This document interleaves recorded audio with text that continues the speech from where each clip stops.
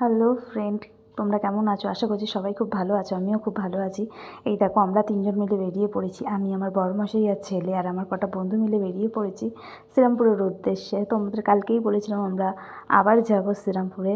তো দেখো, এত ভিড় এত ভিড়, আমার বড়মশাই বাইক রাখার জায়গা পাচ্ছে না, এদিক ওদিক দেখছে কোথায় বাইকটা রাখা যায়। দেখো, কোনো রকম বাইকটা রেখেই আমরা রওনা দিচ্ছি গন্তব্যস্থলে। চলে এসেছি ইউনিভার্সিটিতে।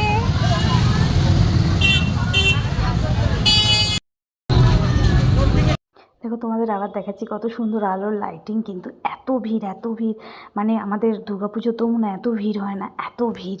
আমরা ওই ভিড় ঠেলে ঠেলে ঠেলে ঠেলে আমি, আমার ছেলে, আমার বর, আমার বন্ধুরা মিলে এগিয়ে গেলাম চার্চের উদ্দেশ্যে।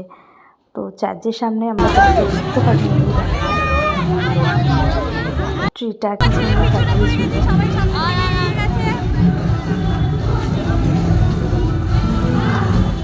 আমরা এবার সামনের দিকে চলে এসেছি বড়মশাইয়ের কাছে।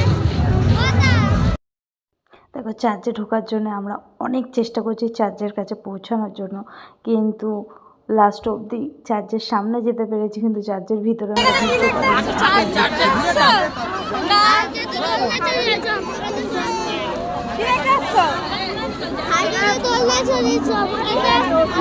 ঢুকতে দোলনায় চড়বে? আচ্ছা, দেখা যাবে।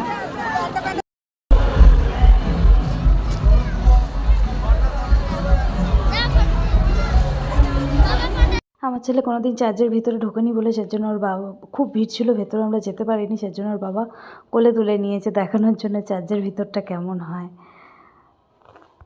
চার্চের ভিতরটা দেখি আমরা চলে যাবো এবার আমার ছেলেকে একটু দোলনা চড়াতে, খুব বায়না করছে।